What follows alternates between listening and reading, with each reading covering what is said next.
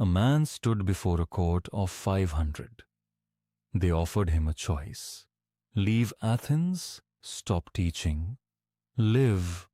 He said no. Then they handed him a cup of poison, and he drank it, calmly, as if he had been waiting for that moment his whole life. The Stoics would later build an entire philosophy around this single act. They called it living in accordance with virtue.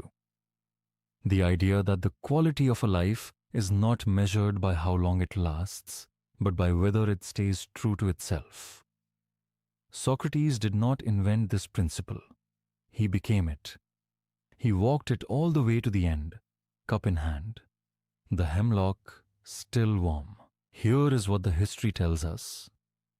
Socrates had real options. Friends had arranged his escape. The boat was ready. The guards had been bribed.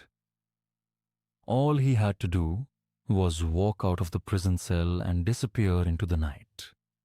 He refused.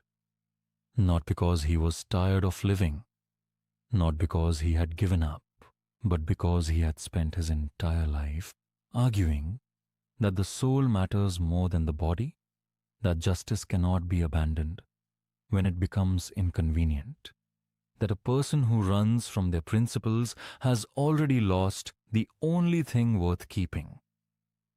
To escape would have been to unsay everything he had ever said. The cup was not his punishment. It was his proof. 3 things live in this story. First, integrity is not what you hold when it is easy.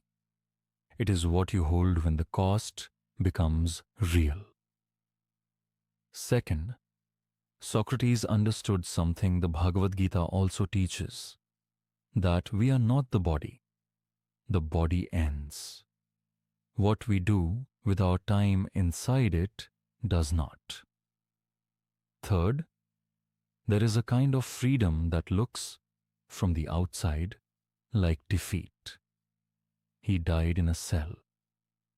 But no one in that room was more free than he was. And in that stillness, something shifts. You begin to ask, what am I quietly compromising? Not because I must, but because it is easier. The practice is simple, though not easy.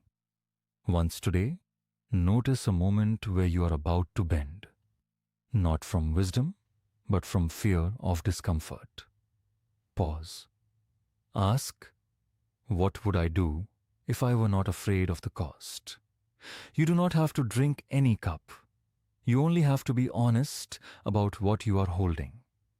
If this brought you a moment of stillness, subscribe and walk this path with us. Socrates did not die for an idea. He lived for one. The cup only proved it.